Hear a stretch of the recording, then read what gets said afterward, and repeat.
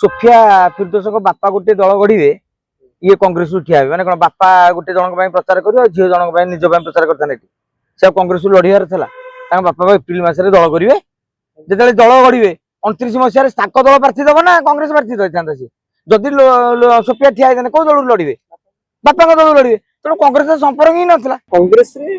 बर्तमान तीनोटी नेता कार्यानुष्ठान जेहेतु से दल विरुद्ध जाकि क्रॉस वोटिंग कर रमेश जेना और सोफिया दशरथी मंडल अच्छा तो ये रमेश जेना को काली कहले कि बाघ घास खाईदेला एभली भक्तास मंत्र देले रमेश जेना कहले कि मु कहा दयारे नेता तो तापर सोफिया क्यारियर आगू अच्छी कि सोफिया एगेस्ट विधानसभा लेटर करा तो ये जो युव नेतृत्व माने मैंने क्रॉस वोटिंग करनी जो कैरियर को बर्बाद कर दे ना दल यांक ऊपर कार्यानुष्ठान नहीं आमे दूर बसिकी से बोका बोली कहीं भावुचे तुम एत कथा बुझी पारुच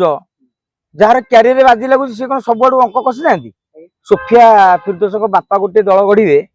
ये कांग्रेस ठिया माने कौन बापा गोटे जन प्रचार कर झील जन निज प्रचार करते से कांग्रेस लड़ार था बापा एप्रिल मसरे दल करेंगे जो दल गढ़े 29 मसीह ताक दल प्रार्थी दब ना कांग्रेस प्रार्थी दे सी जदि सोफिया ठिया होता कौ दल लड़े बापा दल लड़े तेणु कांग्रेस संपर्क ही नाला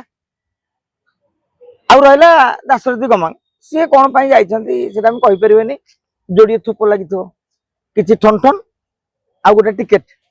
दीटा भर गोटे थोप दीटा थोप लगी कि गोटे थपे तेणु कौन लोभ अच्छे सी खोल कहे आम उपरू आलोचना नुआ नुआ बेपार करेणु बेपार सुरक्षा आवश्यकता रही आउ रहा रमेश जेना ब्रांड कांग्रेस नेता आज दिन में गंजाम कांग्रेस कहले रमेश जेना से कांग्रेस विरुद्ध रमेश जेना से आपको बारंबार कहले आम अतीत कहे भक्त दास को विरोध करके से भोट टी रमेश जेना भारी चालाक प्रजातिर नेता सी जानी भोट कहार 2026 निलंबित होती 28 बेलू दल निलंबित उठेबनी ना भक्त दास सभापति रही कोड़ी खाई मंजी बोती ये कांग्रेस दल निरंजन पट्टनायक हल बुलाऊं आमर अक्षय तृतीय मूर्ति अनुकूल कर हिड़ा उपर डेला बेलू आईला कौन फोन जे तेम आ सभापति ना ये हूँ कांग्रेस अवस्था चाष करा कंटी अधा चाष कला बेलू तेम चाष कर लंगल छाड़ दियो आमर नुआ लोक चाष पलैले तेणु ये कांग्रेस कथा कि गोटे कथा कह काली रमेश जेना किसी मिछ कथा कही कौन मिछ कथा कांग्रेस रु आउ 2 जन क्रॉस वोटिंग कर पचर किए आ ना कही पारे कि अंकटा देखु आम समस्ते देखले 11 जन विधायक क्रॉस वोटिंग कर कांग्रेस स्वीकार कला 3 जन कथा बीजेडी स्वीकार कला 8 जन कथा 11 होगा कि नहीं जब रमेश जेना 2टा क्रॉस वोटिंग कहले से 2 कमी था तार अंक कौन कौन बीजेपी 2 जन क्रॉस वोटिंग एपटे कर बीजेपी नेता मैंने कही आमर किए क्रॉस वोटिंग कर रमेश जेना गोटे भक्त दास को गुली फपाड़िया क्रॉस वोटिंग जोड़े कांग्रेस विधायक कहते ना कही पारे आ गोटे कथा आप जानते कर्णाटक आम पचार किसी नेता तो कर्णाटक कौ कांग्रेस विधायक को 5 कोटी जचा होता से कहूना पचारे उत्तर दौरान आम थाना कहू थाना कौन कह छोटिया कथा कि तुम कह अरे राम कि दाम को 5 कोटी जचा है आम धरी पकेलु गर्व कह सन्देह होनी कर्णाटक बर्तमान कांग्रेस सरकार डीके शिव कुमार जड़े बड़ खेलाड़ी हजार हजार कोटी टकर से मालिक तेणु ये जो नेता गिरफ होती ये विषय कहीं सोर शब्द ना जड़े नेता आसी कहतु आज्ञा मत मो सागर ऑनलाइन कथा तेणु एक लुचाऊँ कहीं कांग्रेस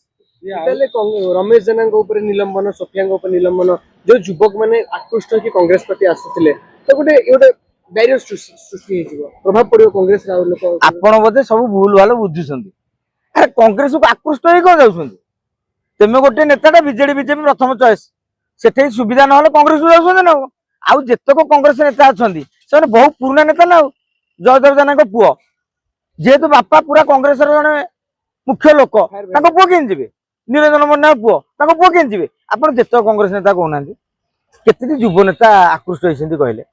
आप खाता कलम बाहर करूँ लिस्ट बाहर करूँ आकृष्ट हो जो एरिया रे कांग्रेस बेल्ट रे भोट रही जमी अभिभक्त कोरापुटे से कांग्रेस 1 नंबर भाई जो दल जाऊ आदिवासी इलाका गोटे धारणा रही इंदिरा गांधी फैन से मैंने कांग्रेस को दौले दौरान आप देखिए से आदिवासी इलाका कोरापुटे विशेषकर कांग्रेस कहीं सब जितला ତେଣୁ ଯୋଉଠି ସିଚୁଏସନ ଆରେଞ୍ଜ କରୁଛି ସେତେବେଳେ ଯାଉଛନ୍ତି। ତେଣୁ ଯୋଉ ଆକୃଷ୍ଟ ହେଇକି ମୋଦିକୁ ଭଲ ପାଇକି ନବୀନକୁ ଭଲ ପାଇକି ରାହୁଲ ଗାନ୍ଧୀ ଭଲ ପାଇକି ଆଠୁ ମିଛ ଆଉ ସଂସାର କିଛି ନାହିଁ। ରମେଶ ଜେନା ନାଁ ସିନା କହିନାହାନ୍ତି କିନ୍ତୁ କାଲି ଗୋଟେ କଥା କହିଲେ ଯେ ବାପା ଏଜେଣ୍ଟ ପୁଅ ଭୋଟ କାହାକୁ ଦେବ। ଅସୁବିଧା କିଛି ନାହିଁ। ଶୁଣନ୍ତୁ ବାପା ଏଜେଣ୍ଟ ହେଇପାରନ୍ତି, ସେଠି ଭକ୍ତ ଦାସଙ୍କର ସମ୍ମାନ ବାଜି ଲାଗିଥିଲା। ଭକ୍ତ ଦାସ ନିଜେ 8 ଜଣ MLA କୁ ନେଇକି କର୍ଣ୍ଣାଟକ ରିସୋର୍ଟକୁ ଯାଇଥିଲେ। ଯଦି ଭକ୍ତ ଦାସ ସେଇଥିରେ ଛାଇଥାନ୍ତେ ସିଏ ତ 8 ଜଣଙ୍କୁ ଛାଡି ଦେଇଥାନ୍ତେ। ତାଙ୍କ ଭିତରୁ ଛାଡିଦେଲେ ତ ମନକୁ ମନ ଆପଣ ଯିଏ ଯାହା ବେକରେ ଦୌଡ଼ି ପକେଇକି ନେଇ ପାରିଥାନ୍ତି ନିଜ ଗୁହାଳକୁ, କାଳେ ନେଇଯିବ ବୋଲି ଭକ୍ତ ଦାସ ଲୁଚେଇକି ରହିଥିଲେ। ମୁଁ ସେଥିରେ ଏକମତ ନୁହଁ। କହିଲେ ଶେଷରେ କହିଲେ ଭକ୍ତଦାସ ଥିବା ପର୍ଯ୍ୟନ୍ତ ଓଡିଶାରେ ସତ୍ତା ରହିବନି କଂଗ୍ରେସ। ସେଇଟା ସତ ହବ କି ମିଛ ହବ ସେଇଟା ସମୟ କହିବ। କାରଣ ଭକ୍ତ ଦାସଙ୍କର 2-2ଟା ଟ୍ରିକ୍ସ ସଫଳ ହେଇଛି, ମାନେ ଜିତିବାରେ ନୁହେଁ। ନୂଆପଡା ଆପଣ ଦେଖିଲେ କଂଗ୍ରେସକୁ ପଛରେ, କଂଗ୍ରେସ 2 ନମ୍ବରରେ, ବିଜେଡି 3 ନମ୍ବରରେ। ପଇସା ନାହିଁ, ପ୍ରଚାର ନାହିଁ, କିଛି ନାହିଁ। ରାଜ୍ୟସଭା ନିର୍ବାଚନ ସେ ପ୍ରାର୍ଥୀ ହିଁ ଦବାର ନଥିଲା, ତାଙ୍କର ଶକ୍ତି କେତେ। କିନ୍ତୁ ଭକ୍ତ ଦାସ ଏମିତି ଗୋଟି ଚଳେଇଲେ ଯେ